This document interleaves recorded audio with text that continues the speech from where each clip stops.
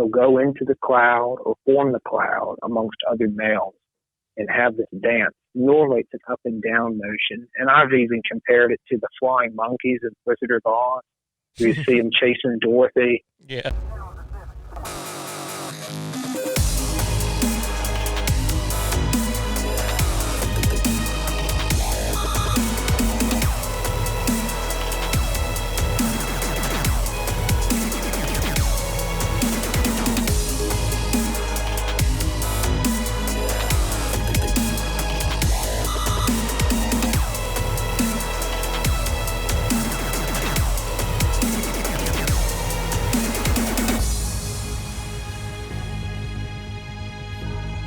The Eat, Sleep, Fly, Fish Show.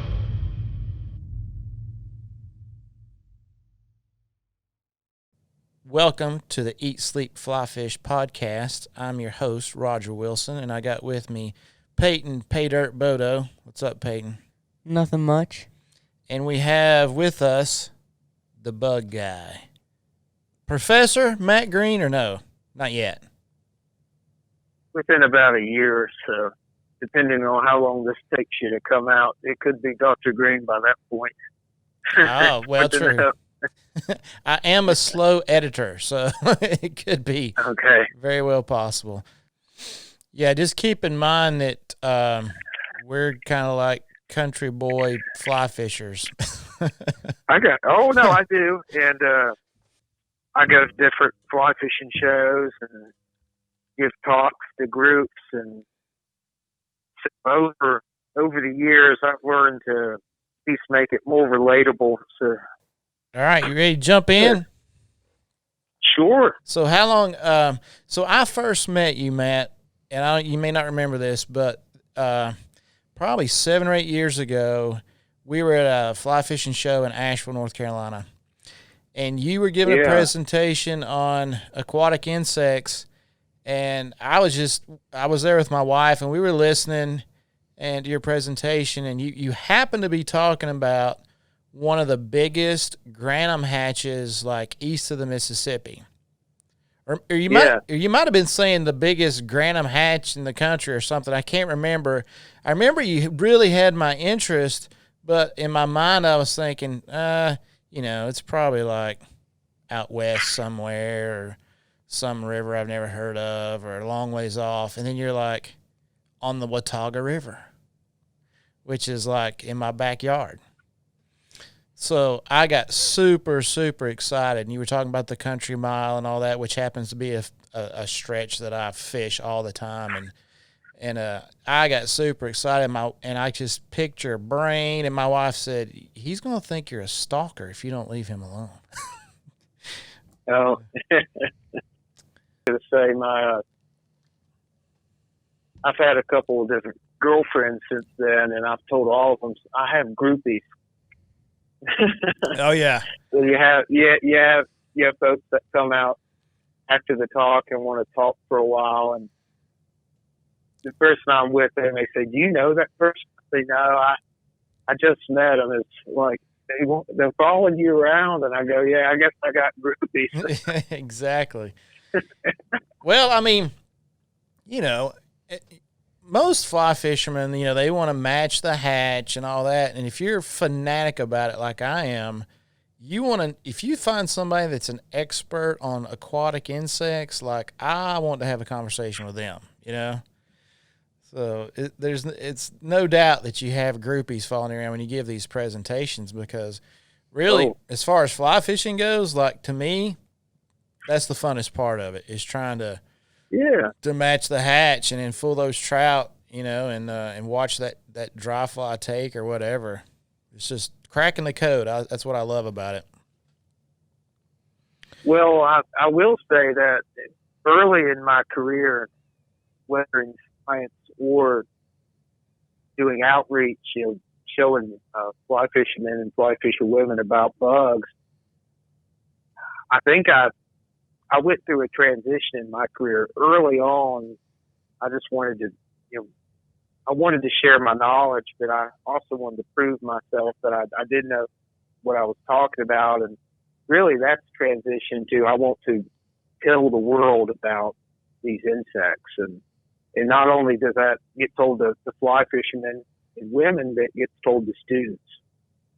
Students taking aquatic entomology courses, or the stream ecology course, or even a wildlife techniques course or fisheries techniques course. So I've just become a teacher all around, whether it's fly fishing or science. And so that's why I agreed to do this with you today. I feel like there's only a hand, you can count them on one hand, the folks that really know stuff about bugs here in the U.S., and at least the fly fishermen and women. And I tend to be that guy that's in the Southeast doing it. I don't know really anybody like me in the Southeast that does what I do. And I feel a responsibility to share that information, because if I don't do it, I don't see anyone else that's going to do it. Yeah. So that's how I feel about it. Well, and great. You're right. The Grannum emergence on the Watauga is probably the largest Grannum emergence in eastern North America that I know about and that people have found. Now, there could be something up way up in the Northeast that is shared within a small circle, but at least to my knowledge, those Grannums on the Watauga.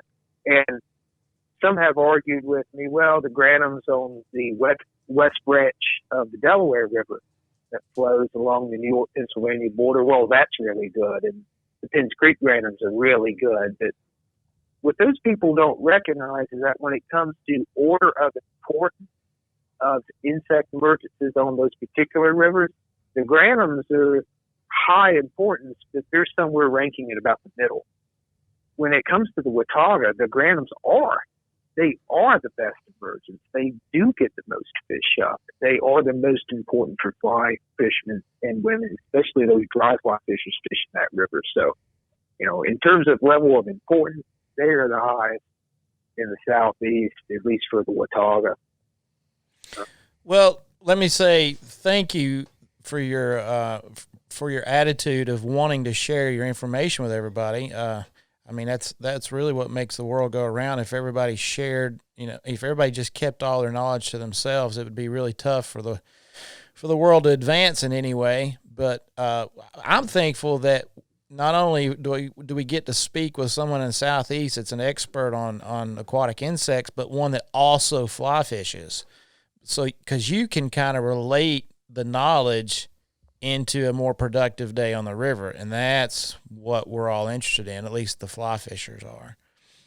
So, well, my primary desire to learn aquatic insects and aquatic entomology, mostly their biology and their ecology and how they're related to each other. So their shared ancestry, their history, is driven by, or at least initially was driven by, my wanting to be a better fisherman.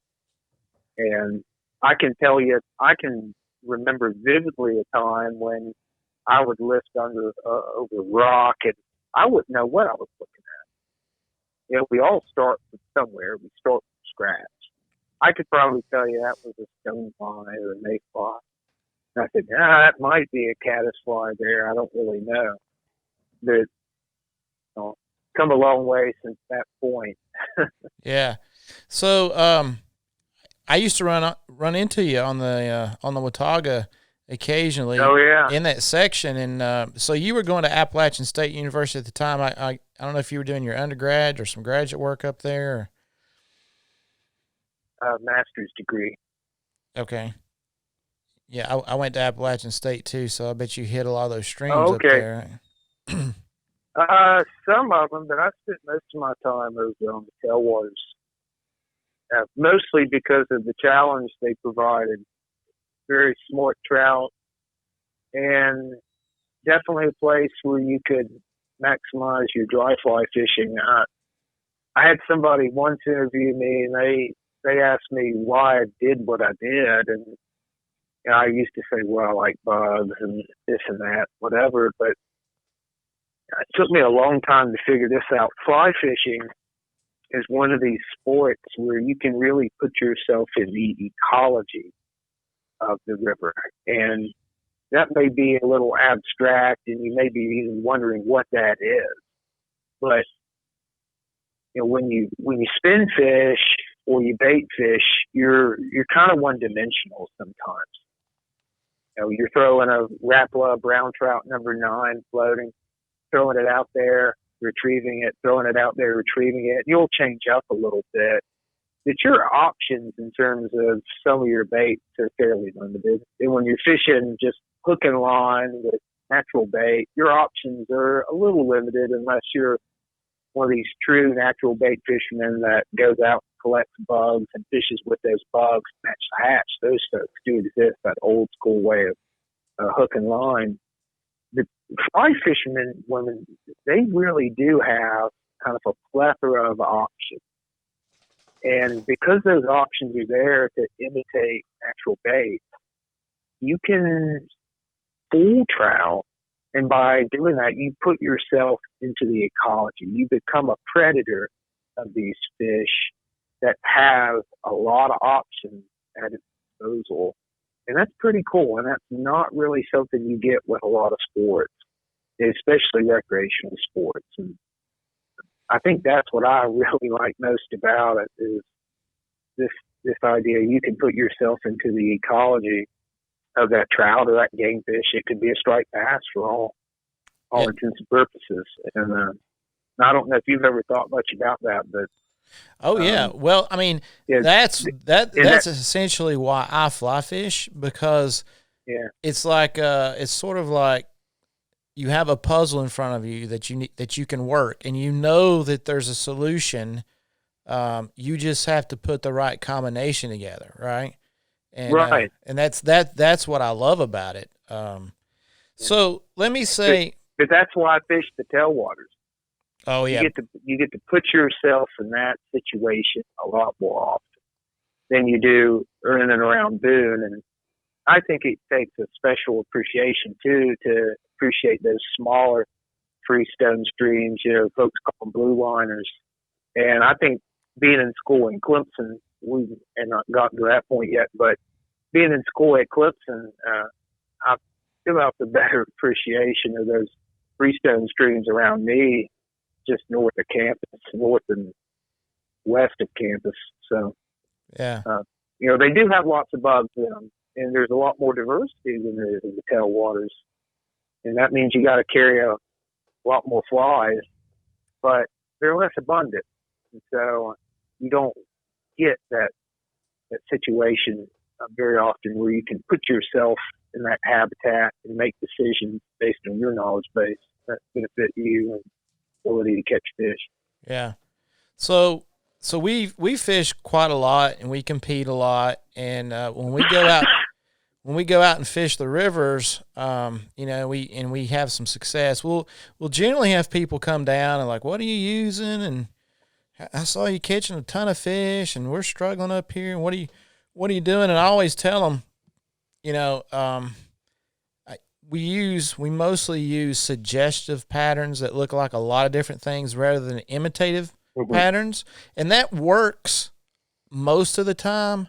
But Peyton, can you think of a time when it absolutely will not work? When there's a hatch going on. Exactly, when there's a hatch going on, because those fish will become selective. They key in on something, and unless you're throwing that, forget it. So, and I usually think, and this, I'm getting ready to disclaimer my ignorance, and you're probably getting ready to debunk every theory that I have on aquatic insects. But, to me, as a fly fisherman, there's like 5 categories of aquatic insects, and I think of like caddis, Baetis / mayflies, stoneflies, midges, and then your terrestrials. So, am I forgetting a major class there? Well, so as a scientist, I don't really think about classes or categories. A class, for all intents and purposes, is a higher level of organization.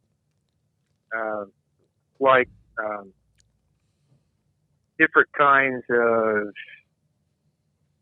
like birds, avids, for example. They're a class of animal.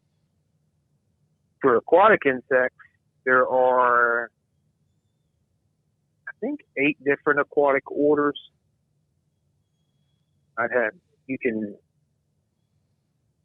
certainly challenge, or someone might challenge me on that, but they start off as the Ephemeroptera, or the mayflies, which have a number of different lower level classifications called families.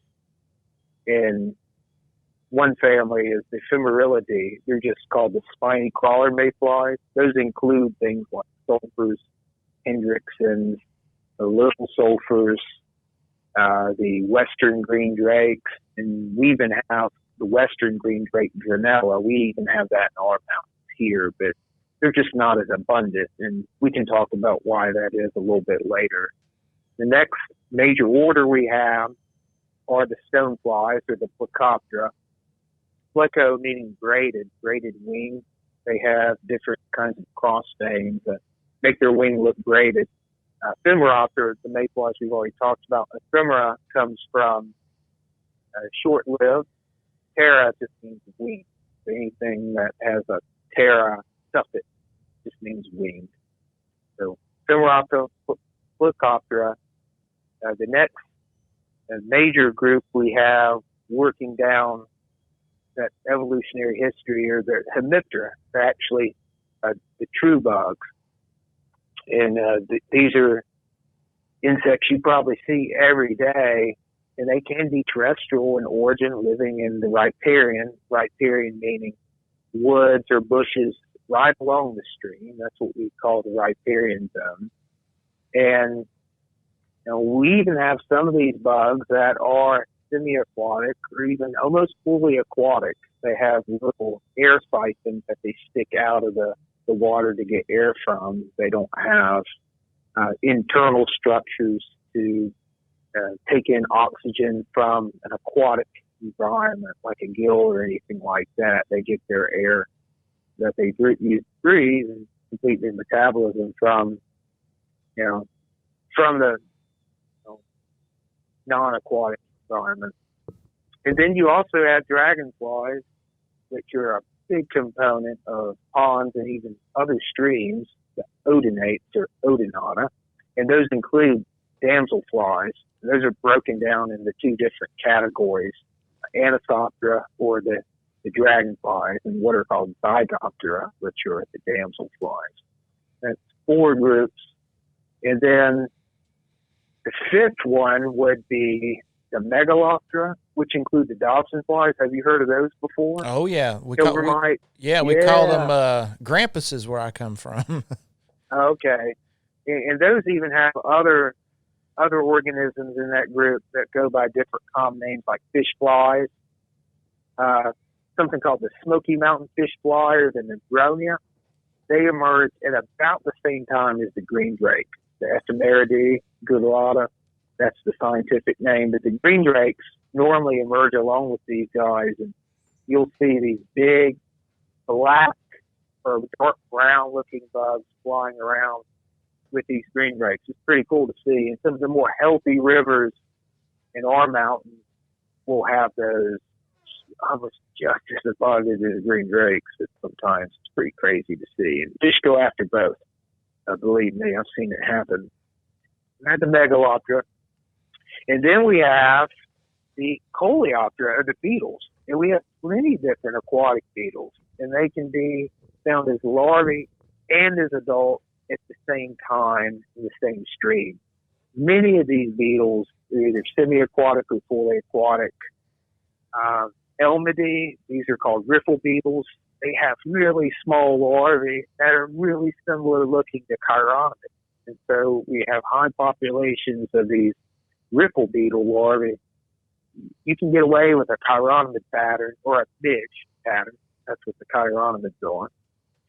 And so we have Ephemeroptera, Odonata, Plecoptera, Hemiptera, Megaloptera, the Coleoptera, and then we have the caddisflies, or the Trichoptera.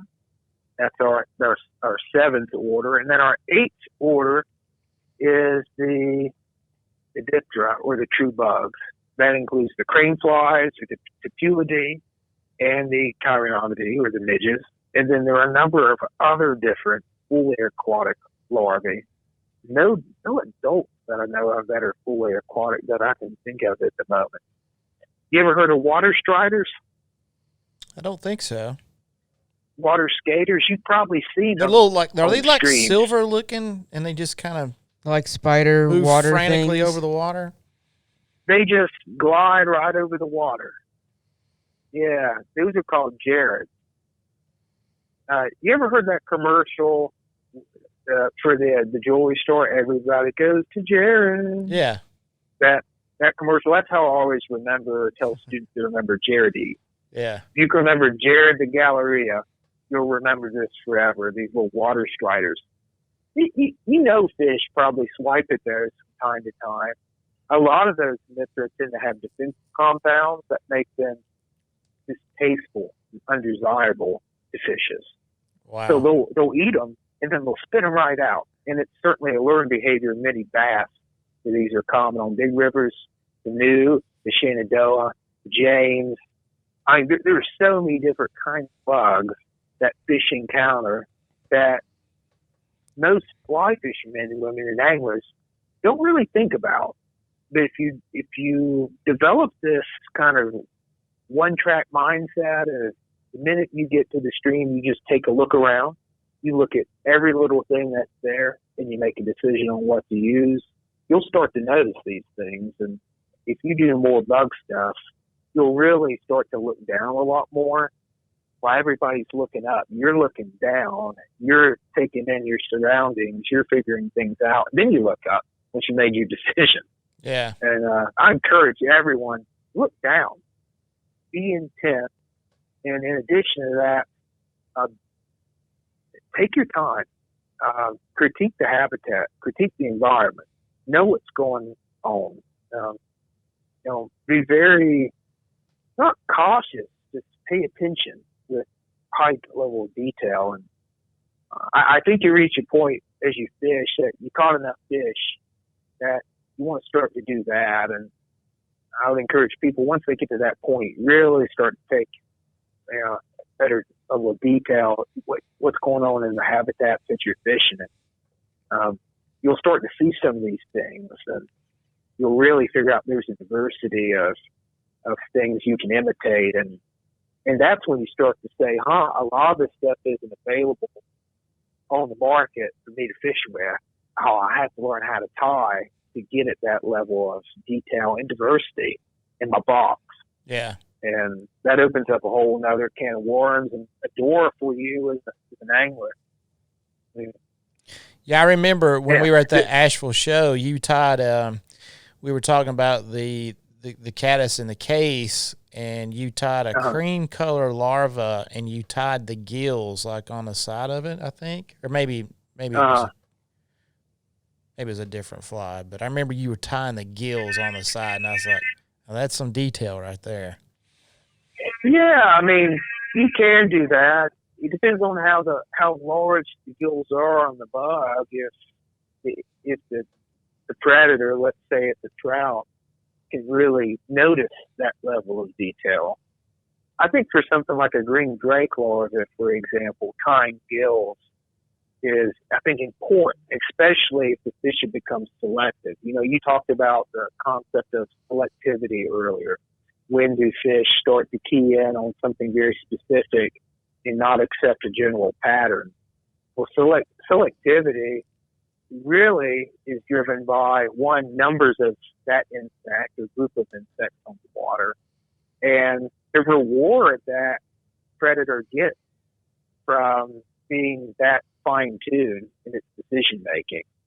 If a trout is only eating sulfur sublimagos, the sublimagos of the duns, if they're only eating sulfur duns on the water right after they've emerged as larvae or nymphs, really the term for all aquatic insects now is being used as larvae. Many entomologists are getting away from the term nymphs to only mean a certain kind of insects.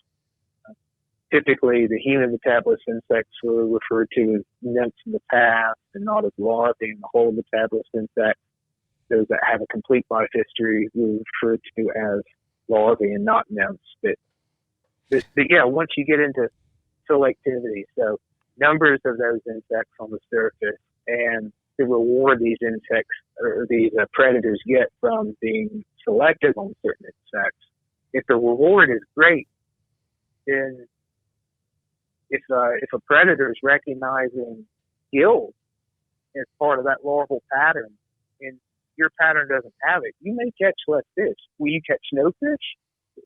That's highly unlikely. But will you not catch as many? You may not be. Maybe you need to impart motion to your fly. You have a flawed technique. You're just kind of letting it sit out there and drift, and you're not really giving it any movement. And the larva, as it emerges, is moving with a lot of motion.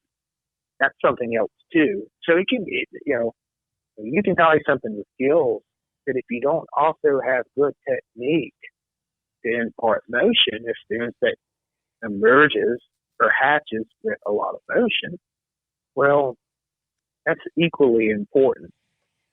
Almost just as important if your fly's dragging, because you got too much weight or you don't have a good upstream mend.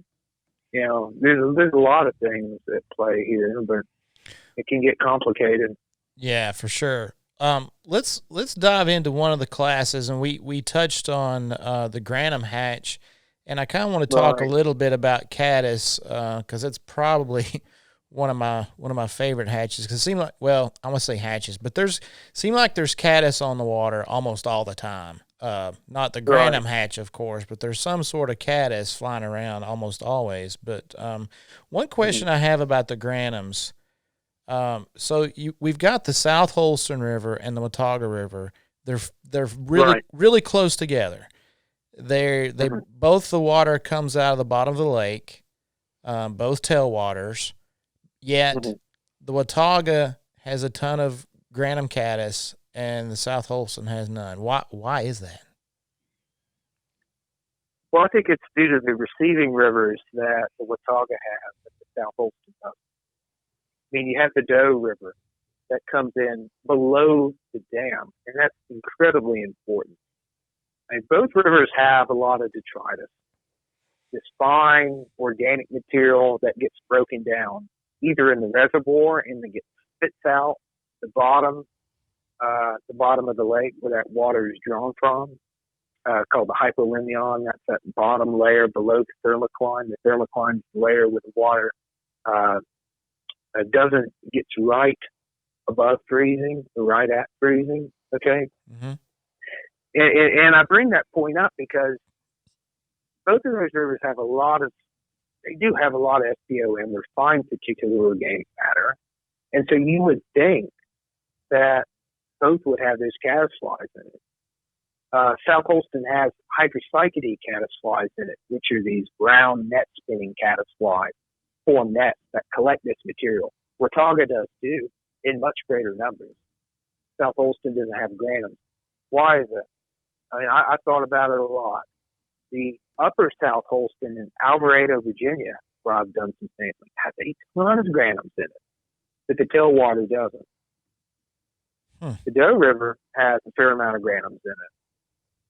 And it's because the South Holston does not have these Grannums. At least I think so. I've never done any kind of exclusion experiments where you put animals in one river versus another, and you monitor how many of them die and maybe what are the conditions that contribute to their mortality and all this jazz. The only good explanation I've come up with is the Doe, the presence of a very large receiving river that provides a lot of diversity to a tailwater, which without that receiving river would probably be very much like South Holston. The dams and their water chemistry really control the kinds of species and the number of individuals of these species that are present. That when you provide this extra river that's uninfluenced by any kind of reservoir, and it has a very good input to one of these tailwaters, it heightens the level of diversity.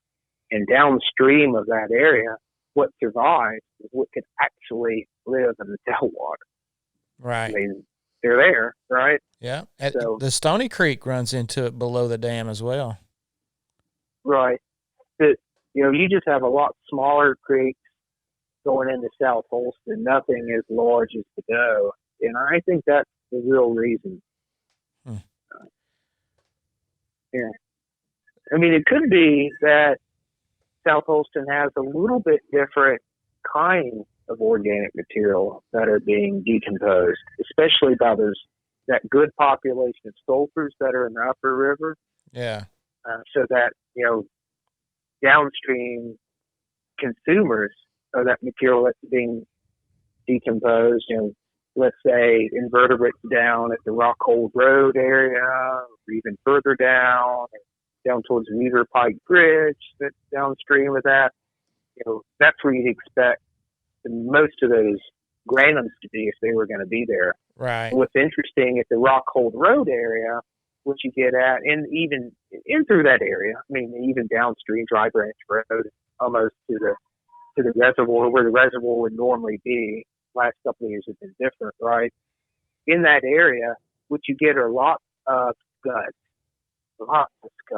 good diversity of scuds. And those scuds, believe it or not, fill the same functional role. They have the same diet, for the most part, as those grannums do in the Watauga. But yeah, they're not there, huh? And both scuds and Grannum caddisflies eat about the same thing. So yeah. What that tells me as a scientist is that, well, if there was a river as large as the Doe going into South Holston, you would probably see those grannums fill that same functional role as scuds do in that section of river. And so these larger receiving rivers to the Watauga, that's what gives the Watauga its diversity for the most part. Yeah. Now, you've talked about the Country Mile, and I won't disclose where that is, but the Country Mile, the stream bottom is absolutely covered in case caddis. I mean, covered. Yeah. So, and you've talked about that section being like the hotbed of the caddis hatch. So why that area as opposed to further up, before you get to the Doe? It could be that area also has a good, what we call thermal sweet spots and disturbance sweet spots. Ecologists have come up with this theory that where you have the best intermediate disturbance, meaning in the middle, the conditions in the middle of these highs and lows. For example, high water temps don't produce as much diversity as middle water temps do, and low water temps don't produce as much diversity as middle water temps do. The different ends of these spectra produce limited diversity, while the middle produces a lot more. And it could be that the Country Mile, and then even upstream to Smalling's Bridge, that may be this sweet spot of the best flow, the best amount of food being brought down in the flow, these fine particulates that these organisms eat, and perhaps the best, the optimum development range in terms of temperature. Temperature is the leading driver of metabolism in these insects, and that controls how quickly they develop. And where you have the right amount of organisms developing at about the same time, you'll get one, synchronous emergence. So that increases the likelihood that they'll find a mate and then produce eggs that'll get developing in the same area. Does that make sense? Yep. Okay. And then not only that, if they're kind of specializing on a single resource, they may be able to outcompete other organisms for that resource. And so they'll just end up having a monopoly on it, if that makes any sense. So it could be that area has those best, the best conditions optimal conditions for development of that species. But it would take some research to really nail down and support that hypothesis. A lot of what I'm saying is kind of untested hypotheses. I do want to make that clear. When we talked about the doe being a receiving stream that provides a lot of diversity, and then being that one area that we talked about, that optimal area for growth, development, gathering food. And so, but that's just my own personal theory and based off experience being on the river and the water. And there's certainly a number of Grannums up into town and a little bit that there aren't as much further upstream past the doe. They're there. They're probably either from residual adults that have laid their eggs up there or moved upstream and laid their eggs upstream, and those larvae have developed. But you would really expect, if the conditions were optimal throughout the entire tailwater, that population would be consistent from site to site, working downstream to upstream. And you just don't see that. And in fact, on the Watauga, we really had talked about this, but on the Watauga, closer to the dam, you have a much narrower tip regime than you do further downstream. And that really does limit the diversity that you see up there. You see more Spring Creek-like insect fauna or groups of assemblages of insects or invertebrates. That's very similar to what you see over on some areas of South Holston at about that river mile too. So that just kind of furthers my theory. You have a narrow temperature range, you have more limited diversity, and just we have more. You have conditions that are in the middle. You just see that diversity explode. And then when you have receiving streams, you have this perfect suite of conditions. Yeah. So some years the hatches appear to be much better than others. The past couple of years we've had a ton of rain, and they've drained the lakes right around the time when they hatch, and so you've got a lot of high water. And seems like that kind of, I won't say kills the hatches, but it seems like it makes the hatch much less fishable. Like you just don't have the visibility that you normally do, like when the water's low and those things hatch. Is there? Does the hatch get washed out? The emergence is fine, but the fishing is bad. I would argue I've seen just as many bugs as in the past when you're there at the right time, but the fishing has suffered, certainly from the high water that we've seen at about the time when they go to recreational flows. The best fishing I have on that river is in lower water conditions, mostly because the fish can now see the bugs. Not only can they see the adults, they can see the pupae as they emerge. And so the pupal fishing becomes a priority, at least in the morning, followed by some adult fishing during the day, followed by egg laying events in the afternoon and evening, where you want to transition to dry fly fishing. Now, something I've never had much luck with fishing during or around the Grannum hatch is using caddis nymphs. I've tried Gary LaFontaine's sparkle emerger, that's got the bubble around it. Right. You can put some frog fanny around that, and that bubble will end up having an air bubble around it.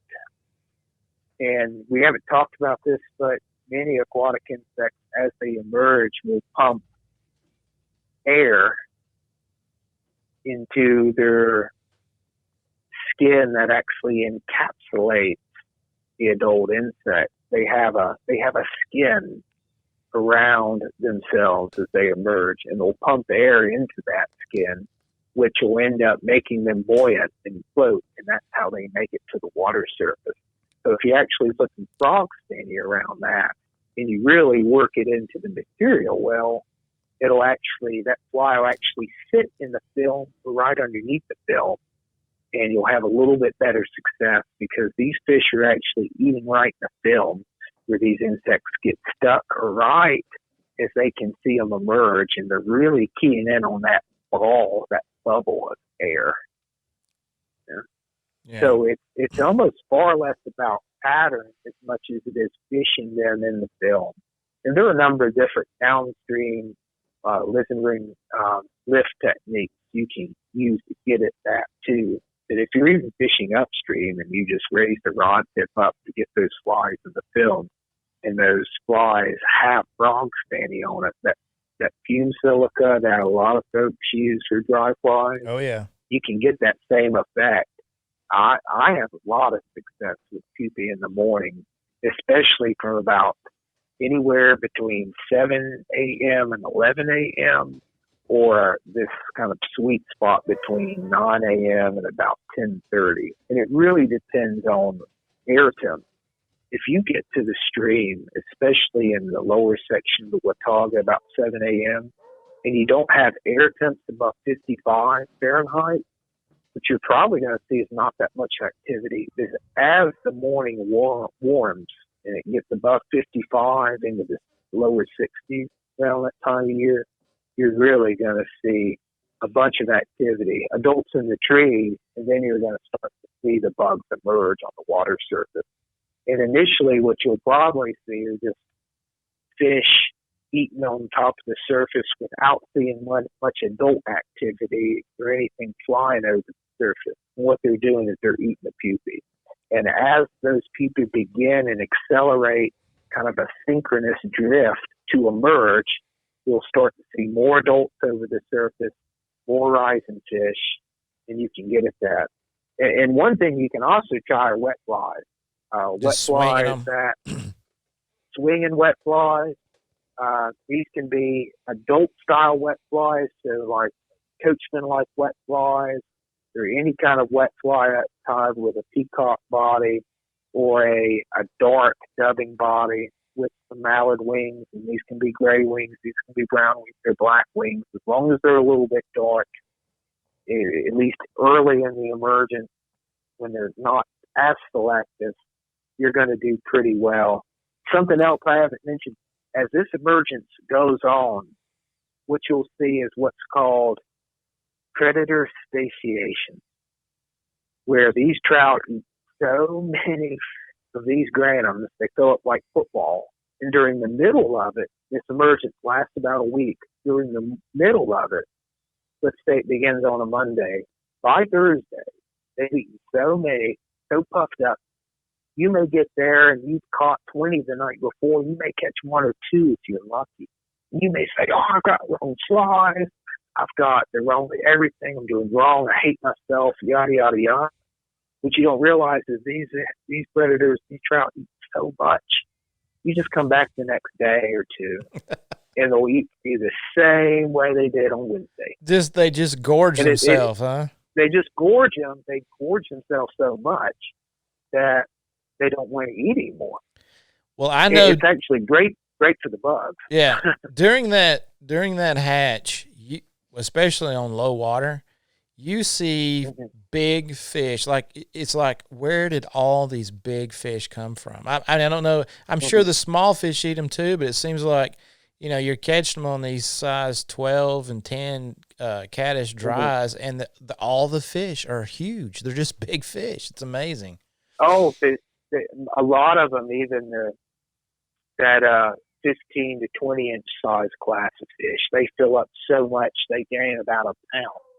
And that weight lasts into the sulfur, which follows the grannums almost like clockwork. They'll either mix in with the grannums on the lower river, or it'll be the day after the grannums end. They'll start emerging in the afternoon, and then work their way into an evening emergence as it gets hotter in the day. And this is late April, early May, typically. But they'll keep that weight on through the sulfur, and then it doesn't take them but a week or two to lose it all. It's incredible. You'll come back 2 weeks later to fish podomantids, golden drakes, which no one fishes on the Watauga, but they don't know about them. But they're really kind of exclusively a lower river ordeal. These golden drakes called podomantidae, a mayfly. They're about a size 10 or 12. a good bit smaller than a green drake, but larvae are about the same looking, for the most part, at least for a fly fisherman, to imitate it. But anyway, you'll come back and fish these, and you're like, I think I caught this fish about 3 weeks ago. I swear this fish has lost 1.5 pounds. I mean, it's crazy. They get skinny real quick. It's kind of like me after going to the buffet or something, I guess. After a while, I swear. Yeah, well, I lose it eventually. They get that food. They get that food baby, and they'll lose it. Yeah. So they get rid of it pretty quick. So Matt, on an individual caddis life stage, let's just say an individual, he lives for the Grannum anyway, lives in a case caddis on the bottom, or he lives in a case on the bottom, and then he stays there the whole time, or he gets out and crawls around for a while, or how does that work? It depends. I mean, if we're talking about Grannum, there are caddis flies that make cases. There are caddis flies that don't make cases. They're what are called free living, or there are caddis flies that make nets, which are called retreat makers. And they have different groupings within their family and within the order, Trichoptera. So for the Grannum specifically, making what we call a log cabin style case, I don't particularly like that term, but if you look at the material, it tends to be stacked very linearly, so in a straight line, working like what almost looks like a pyramid, a very like pointed pyramid, 4 sides, almost a perfect square on each side, right? And they will either mount themselves to substrate like rocks, woody debris, large stumps in the river. They will do that, or boulders, and they'll either fix themselves to that, or what they're known to do. And I first read about this from Gary Border, mentioned this in one of his books, but I had seen this in my own work with this insect before I read about it in one of his smaller books. And I said, at least he and I know about this. I wonder who else does. These caddis flies will take a thin line of silk. They produce silk from a labial spinneret, and the labium, the labial. So, yeah, labrum is part of the mouth part, and they will produce a single line that they'll use to suspend themselves from wherever they've attached. It could be rock, woody debris, or whatever, and then they'll open their arms or legs, their forelegs generally, their front legs, out into the current, and they will use one leg at a time and bring things to their mouth. You know, I'm kind of doing it as I'm sitting here because this is what I would do in the talk. They'll just like, if you take your left hand, bring it to your mouth, and then bring it back out, and then take your right hand and bring it to your mouth, bring it back out. That's exactly what they do.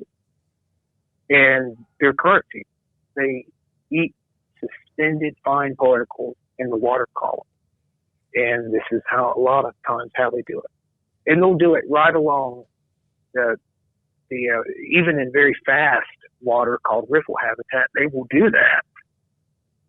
But I don't know if you know this, but right on the bottom of a river stream, right along the bottom of a river stream, along a rock, the substrate, even in a riffle habitat, where the flow at the top is really great, and the flow at the bottom is about half that, or even sometimes 80% of that.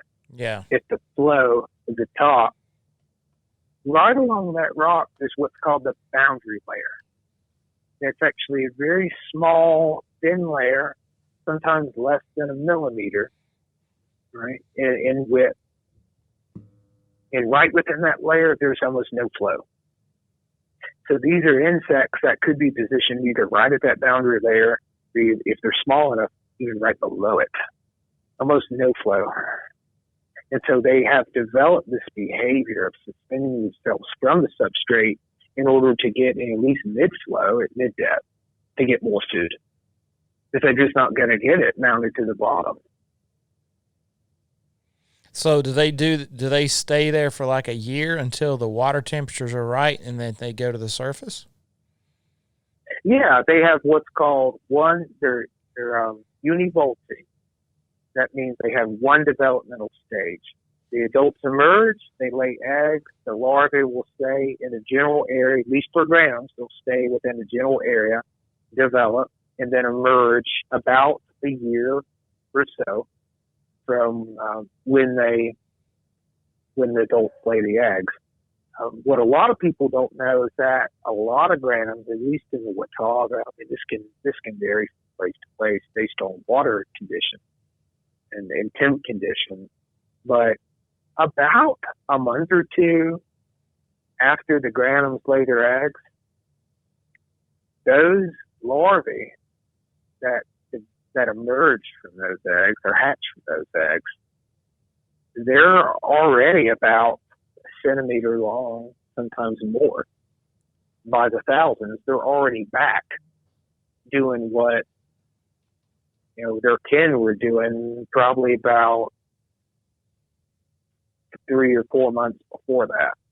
So they're already available to trout again as larvae about a month or two after the eggs are laid. And that's pretty crazy. And they'll actually develop pretty quickly until about the fall. They'll start to slow down a little bit more as the water cools. And they tend to slow down and stay. The insects have what are called instars or developmental stages. And caddisflies are known to develop pretty quick. Caddisflies have 5 stages: first, second, third, and fourth, and fifth.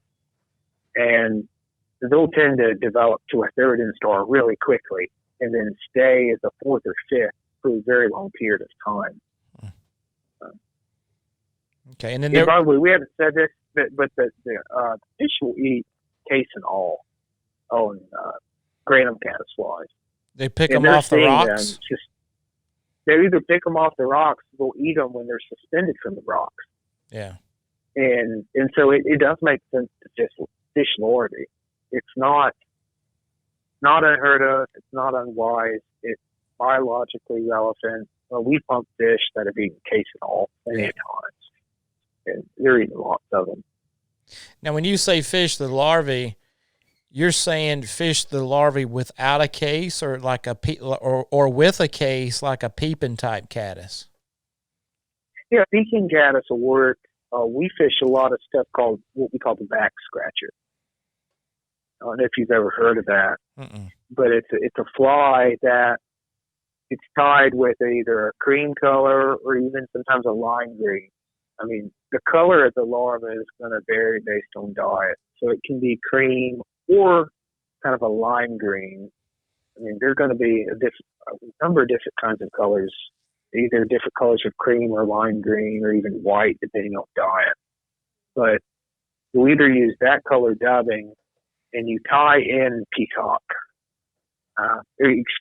Not peacock, pheasant. You're going to tie in pheasant. You'll tie that all the way down to the end where you have a bunch hanging out at the tail end of the fly.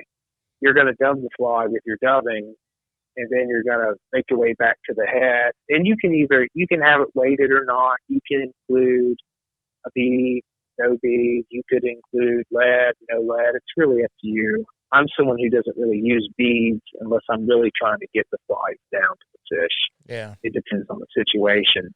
That you're going to pull all of that pheasant back over the dubbed middle part of the body and tie it off. And so if you do it right and it's tight enough, you'll have this appearance that looks like it has a brown or darker colored case with a dubbing peeking through, and you can tie the head off as green or cream or whatever to match that of the color dubbing that you've used, and you can even separate out the individual pheasant fibers just a little bit so that the larva kind of shows through the case, but they're going to see these darkened cases, and most of them either really dark brown or almost black looking. Yeah. So we've talked a lot about the grannums, but I know in the fall of the year on the Watauga, especially around the lower section, there's a short, small caddis emergence, and I think they're October caddis. They're kind of orangish in color. How large are they? They're small. They're much smaller than the Grannums, but I would say 16s probably. They're not going to be October caddis flies. They're not going to be. I know what they are. You probably got a couple of different ones. That October caddis flies are what we call pygmopsyche. Stick case caddis flies. They come from the family Lindophylidae, and they're going to be orange to brown to even kind of a light tan, and they're going to be about an inch to an inch and a half long. Yeah, these aren't that big. They're really big. I do research specifically on these caddis flies that you just mentioned, the October caddis flies, and they're going to be really big. Sometimes what you get on either tailwater are what are called Frigoniidae, which are another kind of stick case or plant case making caddis fly, and they're going to be, most of what I've seen of them, they're in the upper sections of these tailwaters, especially South Holston. These caddis flies tend to get up underneath the watercress and plant right at the riverbank. And these are big caddis flies, man. These are, a size 8 or 10. Wow. They're big. They're really big. And they will emerge in October and September. And so they're not super abundant, but when they come off, and the fish respond immediately. Yeah. And it's funny, you talked about caddis flies on the Watauga being, around all the time, and sometimes the fish may notice them and sometimes they don't. It's strange. You get caddis flies going on South Holston, and all of a sudden the fish really look up. They're like, ooh, what is this? Mm-hmm. I don't see this a lot. Let me take advantage. And you may get that 15-minute window to mess around with them, and that may be all you get. That you got to take advantage of it when you see it over there. Yeah. The lower South Holston has a lot of caddis flies. Yeah. It's almost exclusively caddis. We talked about, I talked with you about seeing some caddis about a month ago, I guess. And they were hydropsyches, I guess, or a lot of what they're called sedges, right? Yeah. They can be called brown sedges, but those are net spinning caddis flies. Yeah. They make retreat in nets that they use to collect fine particulates, and even some small invertebrates and other small insects that are aquatic flowing down. The caddis flies you asked about that emerge in the fall over on the Watauga are either going to be what's called neophylax. The larvae actually make these saddle cases. They almost look like little turtle shells that they carry around with them. And the larvae feed on periphyton or algae, and they have scraping mouth parts. They'll actually scrape their mouth part against the rocks to get algae off the rocks. And they're really cool. And those are like an orangish brownish color. The adults are kind of an orangish brown. They're about a 14, maybe a 16. Yeah. About that size. If you look at them from the top, they'll have a gold diamond that's kind of elongated. Next time you're out, you look at the top of the bug, you'll see this gold diamond or yellow diamond surrounded on the sides of the wings, on the forewing, by either like a brown or orange or tan coloring. It's what's called cone color, so it's all the same color, except for this diamond. Okay. For the most part. Yeah. Well, we can't talk about the tailwaters and aquatic insects without talking about the sulfurs. And a couple of questions I had for you on the Batis. On the Watauga, we touched a little bit talking about after the Grannum hatch, and sometimes it coincides or at least overlaps with the sulfur hatch.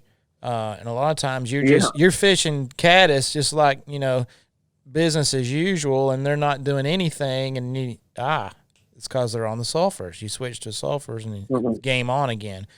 But now on the Watauga, in comparing the Watauga and the South Holston, the Watauga, the sulfur hatch is like 2 or 3 weeks.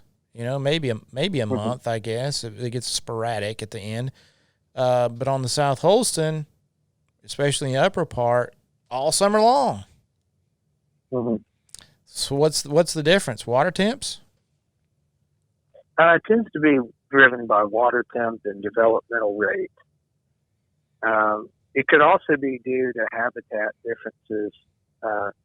You've got a lot more moss over on the upper South Holston, which is prime habitat for these sulfur mayflies, and they tend to live in that. You don't have nearly as much of that over on the Watauga. Right. But yeah, like you said, over on the Watauga, they'll normally start emerging either right during the Grannum emergence to the Mothers Day Caddis emergence, or directly following it. And at least on the lower Watauga, they'll only emerge for a couple of weeks, really peaking after about a week or so. So it happens really quick, and that emergence will move upstream. And sometimes it starts in the lower Watauga at about the same time it starts in the lower South Holston. And they tend to be really similar in terms of their duration. They'll go on for maybe a couple of weeks, as much as a month. Extreme lower river sulfurs on the Watauga, only 2 or 3 weeks. But further up, it can go on for about a month. The sulfurs in town on the Elizabethan on the Watauga, they'll go on for about 1 or 2 months. They can start sometime in May and go into June, sometimes almost to July. I've fished them in the evening at the 19E bridge there in town. So they're certainly there. Those sulfurs on the Watauga tend to start emerging early on. They'll emerge probably about 1 or 2 o'clock in the afternoon, and then go on for a couple hours. As it gets warmer, they'll start emerging right at dark or right before dark, and the duration will be a lot less in terms of time that the emergence actually lasts.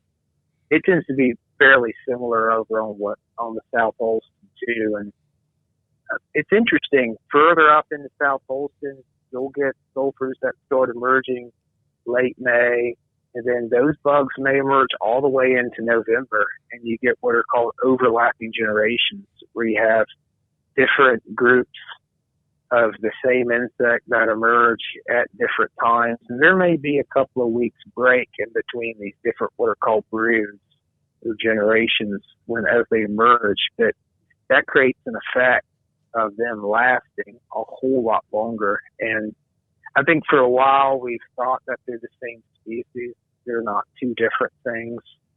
The lower South Holston does get 2 different species of sulfur, Ephemerella invaria and Ephemerella dorothea. The former being the true sulfur, and then the latter being the little sulfur. And they do differ in size. The true sulfur being a 16 or even a 14 early on. There's the little sulfur being a 18 or sometimes a 16 early on. The true sulfur being the males being, at least in the dun stage, being a little bit more light orange yellow, females being a true yellow with either gray or bluish wings, while the little sulfur having kind of light gray wings and a bright yellow body to a pale yellow body. And so there are differences in colors there. The Watauga has both of these species too, and those species tend to extend all the way upriver, whereas on South Holston, the Dorothea species is really only found in the lower section of river, not further upstream. They tend to extend maybe, and I say maybe, up to Weaver Pike Bridge, but that may be even a stretch. They tend to be kind of the lower river and then further down. And so for a while, I really didn't think there were 2 species until I finally was able to light trap some little sulfurs one year, and I'm like, okay, they're over here. That makes sense. They're over on the Watauga. I don't know why they wouldn't be over here.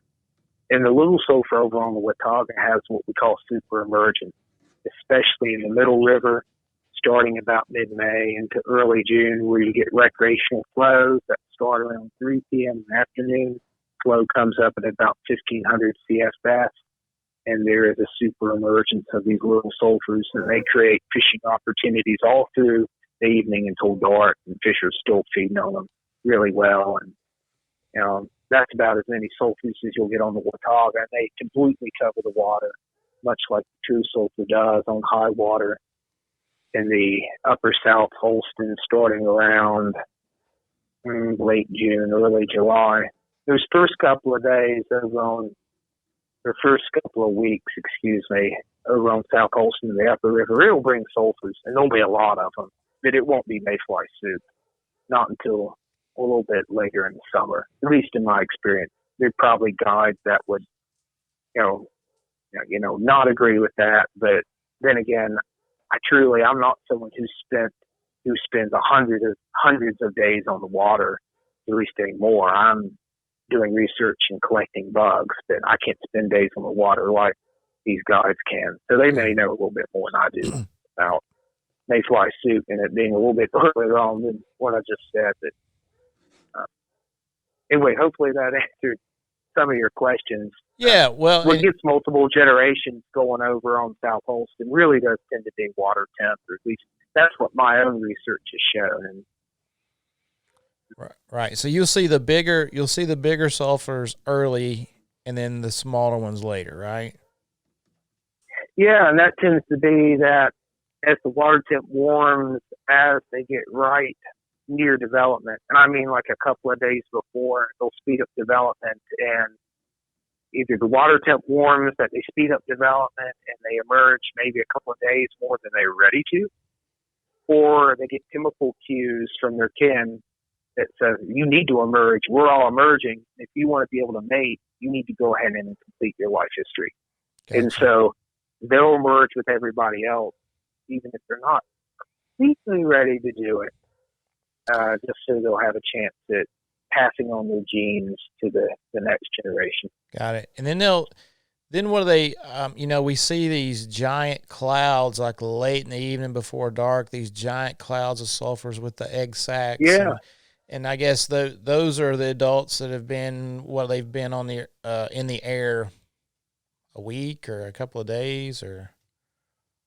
No. So that has to do with understanding the life cycle of a mayfly. Mayflies are human metabolists. They have an egg stage, a larval stage, and then an adult stage. So it's 3 stages. What you end up seeing is unique among all insects and the mayflies, in that they have 2 wing stages. No other insect has 2 wing stages. The larvae will molt to what's called the dun or subimago stage, and that stage actually isn't truly reproductive maturity. It's not what we consider to be the adult as entomologists. The adult stage is the spinner or the imago stage, and that's when males have completely developed genitalia. The females are ready to go. They have developed genitalia as far as we know in the subimago stage. I have seen male magos or spinners, at least for the green drake, pick off the female duns as they emerge and mate with them, and have successful young. Yeah, and that's kind of cool.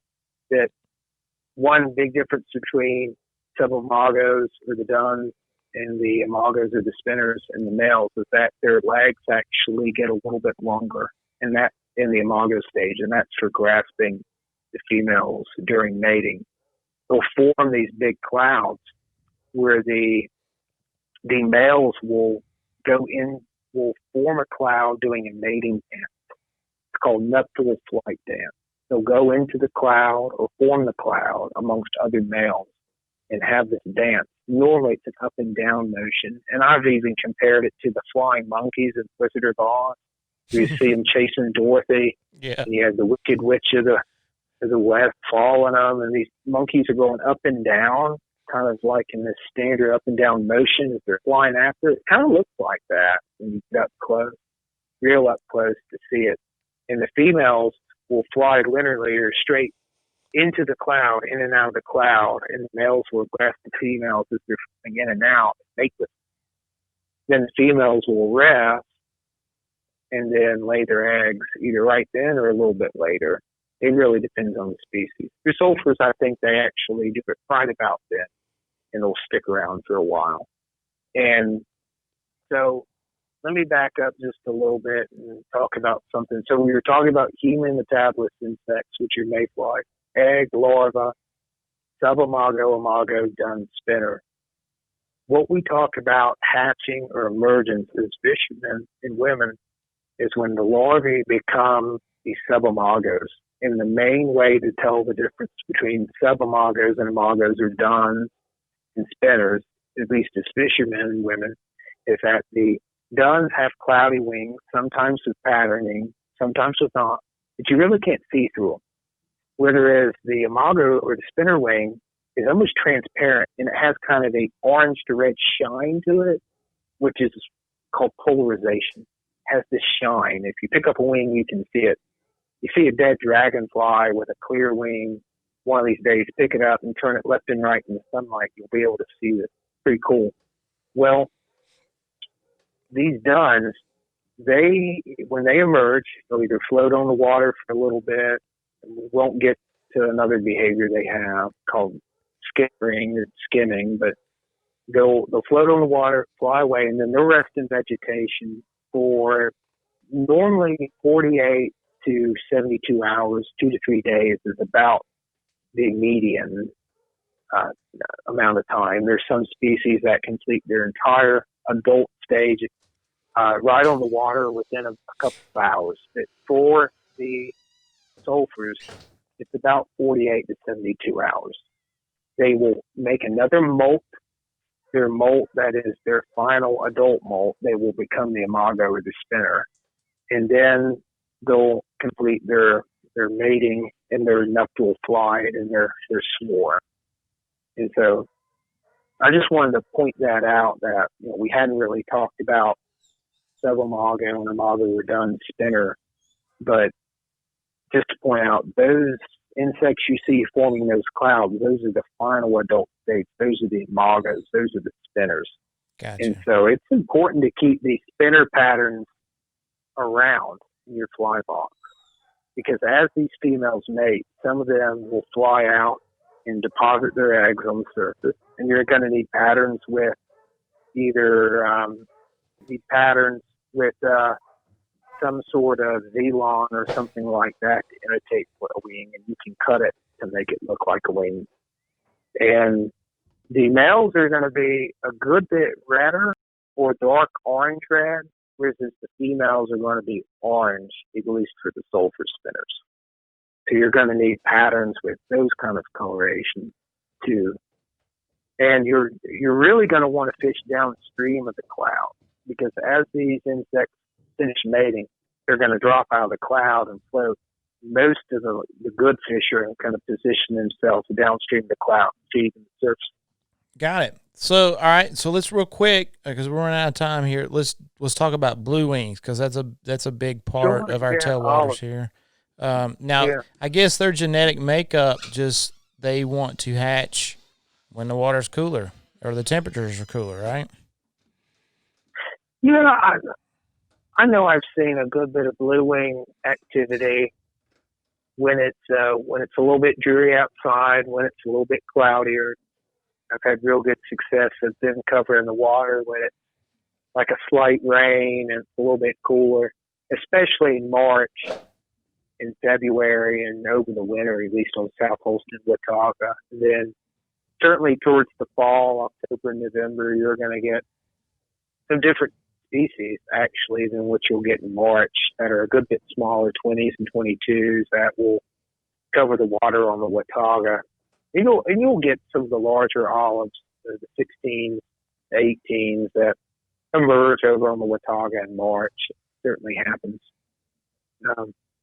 One thing we have over on the Watauga that isn't fished very much, or an insect that I thought was a blue wing olive for a long time, is actually more of a close relative of the sulfur and it actually has like a green or lime green body and blue wings, 3 tails, and it looks like an olive. That they cover the water in September, especially on the lower river, and they need sunlight, bright sun to emerge, typically in the evening, very similar to the requirements for the sulfurs. And people call them blue wing olives, that they're closer to the sulfur in terms of their requirements, and their, at least in their general appearance, aside from the body patterning. Anyway, they're quite important, and they get just as many fish up as the Grannums do, believe it or not. And actually, that's where I go to look for porpoising rainbows in September. Yeah. On the older, what are called the ceratella mayflies, or the fall sulfurs, fall olive sulfurs. I haven't really come up with a good common name for them. There's not one that exists. Yeah. Well, that's some exciting stuff, Matt. I am so glad that we have this recorded, because I will be going back through it and listening to it over and over and over and making sure I understand it, because there's just a ton of information that you went through here. I really appreciate you spending some time with us and talking bugs and fishing with us. Yeah, sure thing. It's a drop in the bucket, man. This thing's so diverse and so comprehensive. You need a couple of books to really get yourself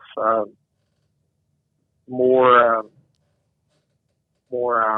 in tune with what's going on. But it doesn't have to be that way. I would encourage anyone to just go in your backyard stream or your local water, take you a small tray of some sort. It could be a Pyrex container. It could be a little Ziploc container, that you use to keep sandwiches in and food frozen. Take that down your stream, put rocks in it, fill it with water, put rocks in it, put the rocks around a little bit, agitate it, throw the rock back in the stream and see what's there. And you'll see organisms in the water that you never knew were there properly, that you've been stepping on boots all of a sudden doesn't really hurt them. That, you're not doing damage. But you'll at least get a start in seeing what's there in your home water. And I know we talked about tailwaters a lot, but developing a good comprehensive knowledge base of this will increase your success over time. And you can do that on your local water first. And then once you learn those skills, you can take them to other places. And what you learn and what you teach yourself there, locally, it can be applied elsewhere. Is there any books you recommend about aquatic insects that fly fishermen would, could read and would learn more about?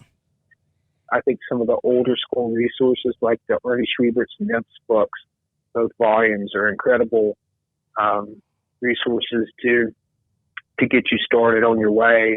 They may not have the best picture quality for like actual photographs, but they have sketched images that are just as good and just as useful. And there's so much knowledge there that you can transfer to your fishing that just a picture book based on images can't get you. What's the name of those books again? Introduction to Ernie Schreibert's Nymphs book. Okay. He was an architect in New York City that journeyed all across the United States. He's an amateur entomologist and, I guess, professional author on fly fishing books. Okay. Al Cucci's Instant Mayfly Guide is a decent resource just for mayflies. He treats larvae and adults, both sublimagos and amagos, or duns and spinners. Thomas Ames Jr. has a couple of good books, one on kind of general insects and then one specifically on caddisflies. That's good. And Gary LaFontaine's Caddisflies is another good resource just on the Trichoptera. But it's lacking in the literature a good overview, just a general all-around resource. And I've actually been working on something off and on for the last couple of years, compiling images for a family level identification guide for all 8 orders of aquatic insects and major orders. Well, Matt, we've run out of time here. I just want to thank you again for spending some time with us and educating us on aquatic insects and how it relates to fly fishing or trout fishing. You're an encyclopedia full of knowledge, man. I could spend a whole week with you just picking your brain on insects. You could, but you need a career alongside me. You need to be taught. And, I think any students that listen to this are more than welcome to contact me. Roger can give you my contact information, and any super excited students or even adult students are more than welcome to come visit our arthropod collection at Clemson University once the COVID pandemic sort of dies down or ends and we have a vaccine. You're more than welcome to come tour the collection and see the largest collection of southeastern aquatic insects. And I think the 3rd largest in the United States, behind the Smithsonian and the Museum of Comparative Zoology at Harvard. Wow, I didn't know that. Yeah. There's a lot of things in your backyard that you don't know about because, well, they just don't get talked about. Right. A lot about these other insect families and some orders that just go unnoticed by fly fishing men and women. You talked about the 5 different classes or categories of insects when we first started, but those are most prominent is because that's what the amateur entomologists, fly fishing men and women have talked about over the course of their careers and written books on. The other insects that are out there are just as important or even more abundant than these things. Like the diptera were the most abundant and diverse, the true flies of all the aquatic insects that rarely receive coverage by fly fishing men and women, and that's just because of general unfamiliarity with the group of those folks. And so flies are the same way. We have flies that represent certain things you can go out and find in the sport, and that's because they're tied by tires that have been influenced by these prominent amateur entomologists. And those modern day tires have recreated patterns of theirs and some of their new ones, but the big focus has been on flies for a smaller representation of the overall fauna. Yeah. But thanks for having me, man. I think I need to go here. I think someone may be home. All right, sounds it's good. My birthday, so I got to be getting out and getting to some dinner here shortly. Well, happy birthday, and when you get a chance, come up and hit these tailwaters with us. Man, when I get some time, I'm going to be up there in October to fish Saratella. I don't miss that. Saratella on the country mile is the creme de la creme, man. It's hot. It's good. Well, hit me up when you come up, man. Yeah, I will. Take care. All right, Matt. See ya. Yeah, bye-bye.